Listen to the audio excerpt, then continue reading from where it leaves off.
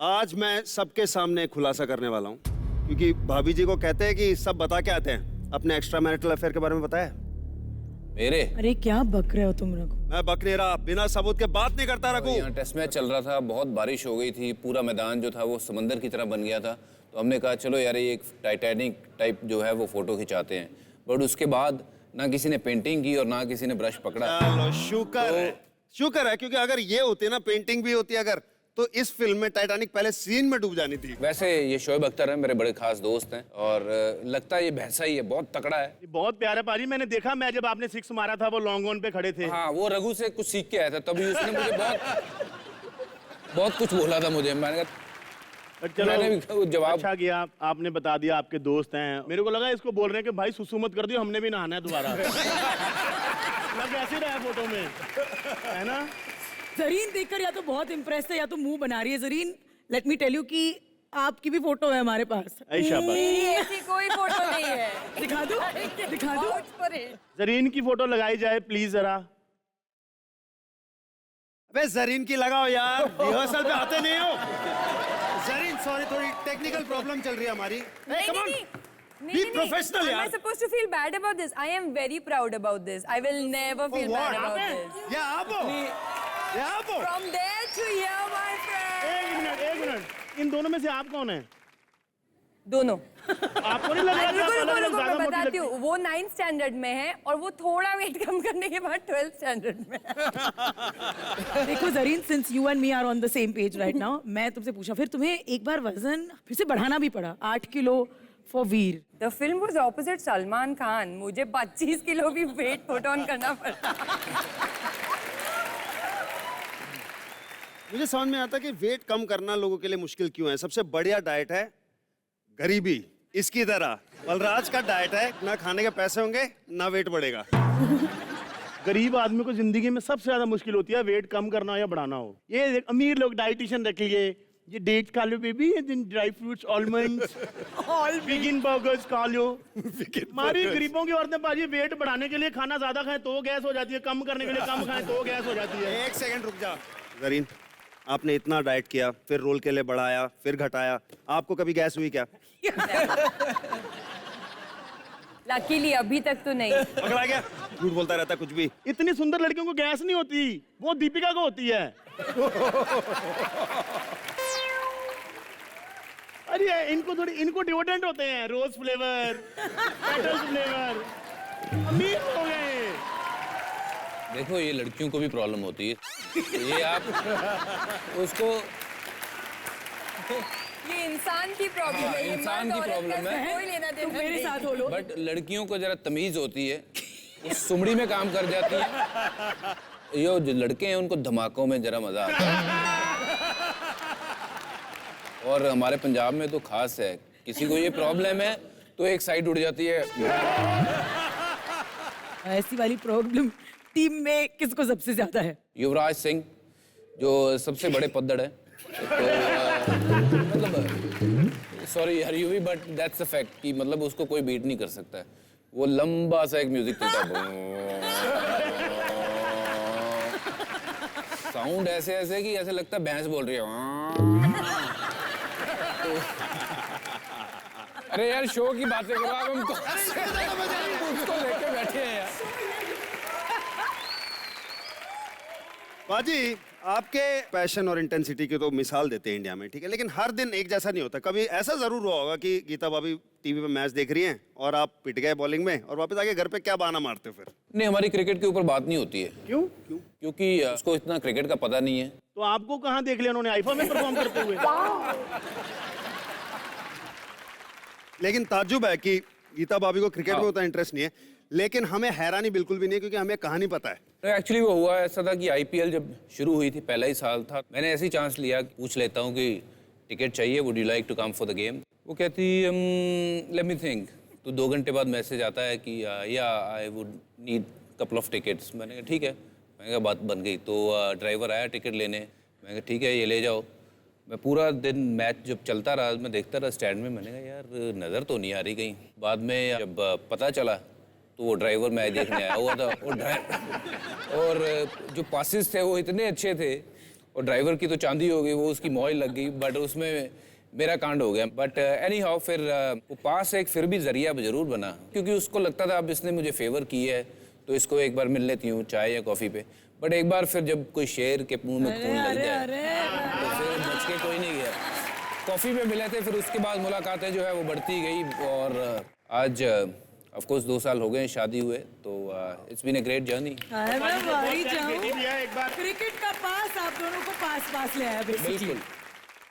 तो एक बताओ, ज्यादातर क्रिकेटर्स ने कसम खाई होती है कि शादी करूंगा तो फिल्मी लड़की से करूंगा, नहीं तो नहीं करूंगा। डेफिनेटली ये दोनों ऐसी फील्ड हैं, अट्रैक्ट जरूर करती हैं। चाहे वो यूवी की बात करूं या मैं अभी ज़हीर की शादी हो रही है सागरिका के साथ, तो विराट का मुझे अभी पता नहीं है कि आगे शादी कब कर रहा है, और मैं ज़रीन कोशिश करूंगा कि हमारे जो सिंगल लड़के हैं अभी युजवेंद्र चाहल, युजवेंद्र चाहल वगैरह से मैं बात करके देखता हूँ। नहीं थैंक यू। बाजी उससे बड़ा मुर्गा बिरयानी में डाल के खा जाती हैं ये।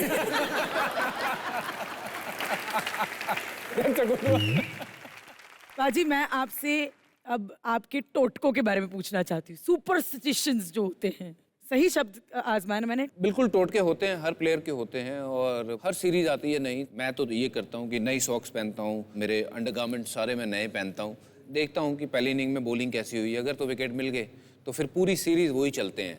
ऐसे ही एक वो सीरीज 2001 की, उसमें मैंने नई सॉक्स और अंडरवेयर जो था वो नया पहना था, और वो हंसक्यूरो है यार। आप लोग नहीं पहनते हो क्या?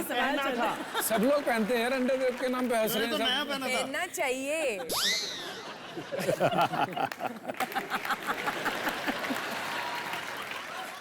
जी बाजी।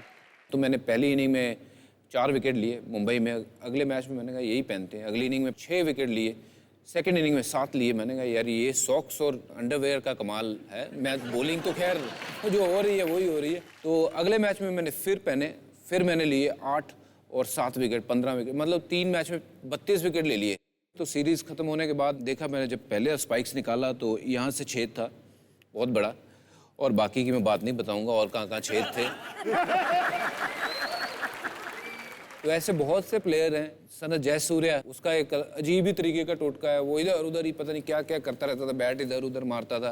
रोशन महानामा थे, वो बैट को फूंक मारता रहता था। और सचिन लेफ्ट पैड ही पहले पहनते हैं। वीवीएस लक्ष्मण बैटिंग करने से पहले शावर उनको लेना ही लेना है और एक एप्पल खाना ही खाना है।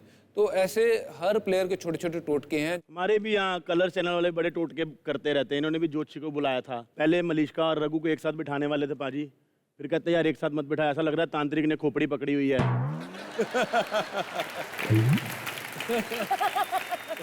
पाजी और जरीन, आपसे बात करके इतना मजा आ रहा है, मगर ये लोग जो चेहरा तक रहे हैं कहते हुए कि शादी में है तुम्हारे, तो इनको भी परफॉर्म करने का मौका दिया जाए। मलिश्का का इंटरव्यू यहीं पर खत्म होता है। प्लीज हम आपको गेस्ट एरिया की तरफ ले जाना चाहेंगे।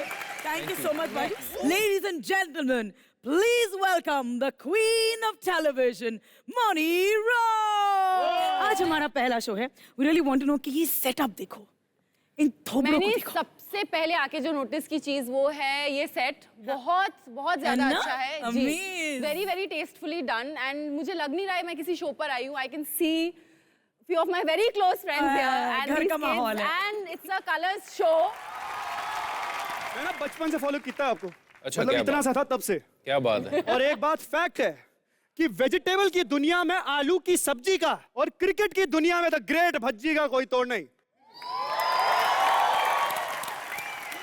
जरीन, एक फैक्ट बताता हूं आपको जी। खाली लंगड़ा और दशहरी नहीं, आम चौसा भी होता है, और अगर लड़की हो तो जरीन जैसी क्यूट होनी चाहिए, हॉट तो साला समोसा भी होता है। Thank you. समोसा मेरा बहुत फेवरेट तालियां बजा रही है खुल के एकदम। मौनी रॉय मेरी दोस्त है। मैं तुझ पे शेर नहीं मारूंगा, मैं तुझ पे पंच मारूंगा, ऐसे पंच मारूंगा कि पंच मार मार के इस एंटरटेनमेंट की रात को नाग पंचमी की रात बना दूंगा। ध्यान से देखिए इसको, ये लड़की जब से नागिन बनी है तब से इसके घर में जो दूध भी है वो भी किसी नॉर्मल डेयरी का नहीं, नागौरी डेयरी का आता है। अभी कल की बात है, शूट के बाद डायरेक्टर ने पूछा मौनी इसके बाद कहां जाओगी, कहती है पिटारे में। नॉट फनी, अगला वाला अच्छा लगेगा।